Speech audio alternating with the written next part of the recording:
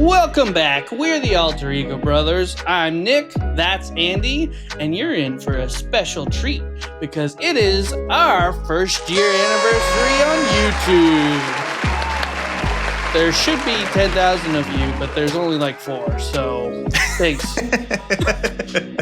You'll be happy to know that this week there will be no controversy like last week with 28 years later.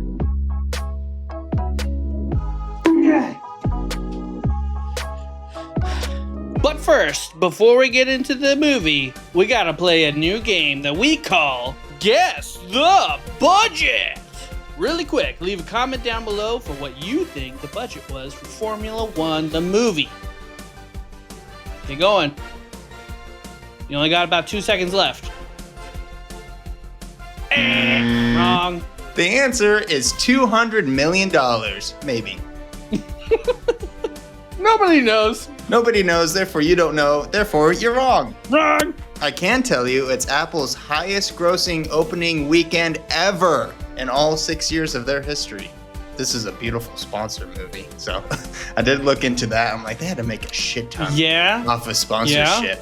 And apparently they did make, can you guess, audience, $40 million in sponsorships, which is actually a lot lower than I thought. That's about 1/5 of the movie, possibly. I know it is. I thought it'd pay for the entire movie. There's sponsors all the time, constantly. I'm like, dang, dude. And now on to the review. I do want to put like a big asterisk here, though, because it is a big blockbuster movie. I think you have to see it in premium formats. There's really no other way to get everything you want out of this movie without going to that. You know, I actually am kind of glad you brought this up because I'm starting to realize, I think in general, unless if you start seeing these movies in a premium format, you really don't get the full impact, and it can really, I think it influences my score is what I'm starting to notice. The immersion you get in something like a Dolby Atmos theater versus just digital theater, it's night and day. If you did go digital or watched it at home, you're not going to get that same feeling at all. You got the lights, you got the sound, you've got the rumble. You kind of need the theater experience for this movie. That being said, this is basically Top Gun for racing. Have you seen Top Gun? Yeah, but I have not seen Top Gun, no. Speaking of Brad Pitt, I thought the acting in this hinged on him. He was so freaking charming, and his character was just so amazing. I really did enjoy him and the leading lady, Carrie Condon. but I don't think this movie happens without him. Yeah, I felt like along with the acting, that's kind of like one of the weaker points in this movie.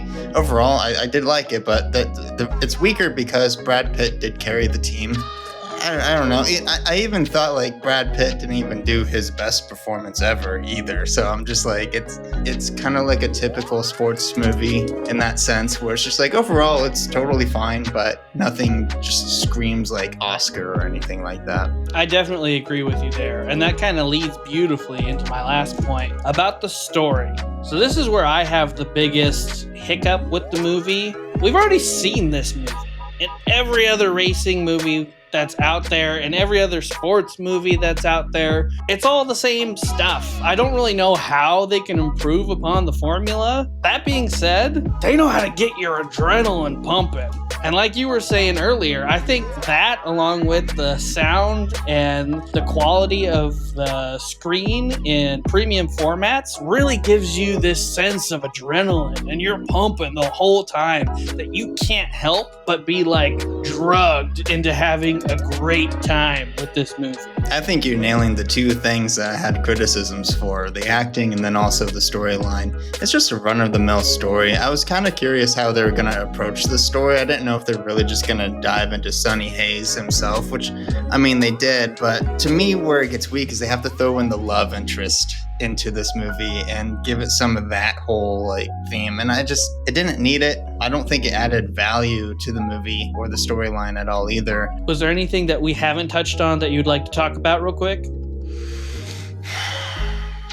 I'm familiar with sports. I grew up watching NASCAR, but not F1. You know, big Jimmy Johnson fan, 7-time championship, no big deal. But the thing is, So many of the rules in Formula One, I don't know the details, but I know what they would be in NASCAR.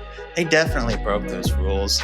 There's so many situations where Sonny Hayes and that team needed to be disqualified. Everyone knew they were trying to purposely wreck other people and create debris and whatnot on purpose. That's disqualification. It's plain and simple. And they kind of touched on it at one point in the movie. Like somebody mentioned, like, we could get disqualified, but that was as deep as they went with it. And I was kind of disappointed that they didn't push that further. It makes for an entertaining movie for the sports enthusiasts. I'm assuming the F1 fans out there. I'd have to imagine that you'd be a little bit disappointed that they didn't stick with the rules a little bit, and that you'd be frustrated with how much they broke them. Yeah, let us know how you feel down in the comments below. But on a positive note about it, it's fucking funny. I found myself laughing quite a bit, thinking like, that's fucking hilarious that they're just pulling this shit off. That's true. I did laugh quite a bit in this movie. It really does have charm and just oozes charisma. You can't help but enjoy yourself despite its flaws. And on that topic, let's go ahead and get into our rating and recommendation for this. I'll go first. I'm giving this movie an 8 out of 10. I think right off the bat, the story is really my main contention with this movie, but you're still gonna have a really good time. I don't think you should wait until this comes to streaming. You have to see it in theater. It's not gonna be as good at home. I can guarantee you that. We really recommend Dolby. Andy, what'd you think? Clearly, it had a lot of bad things to say about it, but it was actually only those 2 points that we happened to hit on today. I'm also an 8 out of 10. I'm surprised you're an 8 out of 10 too. I thought you'd be a little bit lower. Acting and storyline is just the only things that like took a hit in my score. It's still middle of the pack, but didn't exceed any expectations there. Out of all the movies that you could see throughout the year, I think this is one worth going to the theaters for. Actually, maybe I want to bounce this off of you a little bit here. Like, if you don't know much about NASCAR or racing or F1, you think it's still worth going to the theaters to enjoy this movie? Oh yeah, I think you pick up the adrenaline just from watching everything. And I guarantee by the end of this movie, you will know everything there is to know about Formula One tires. And that's a Nick promise.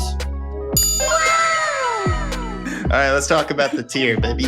All right, so that puts us in the 8 category. We haven't been here in a while. Oh, there it is next to some other movies. Bam, right there. That feels good. I'm glad we could agree on a movie for once. Thank you for liking, commenting, and subscribing. And if you've made it this far, let us know what your favorite sports movie is down in the comments below.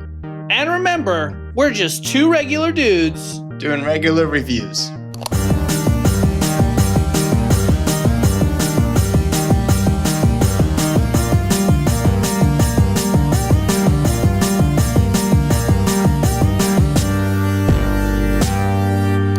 So let me describe it to you this way. Top Gun is like Formula One, the movie, but with airplanes. Wow, that's sick, bro.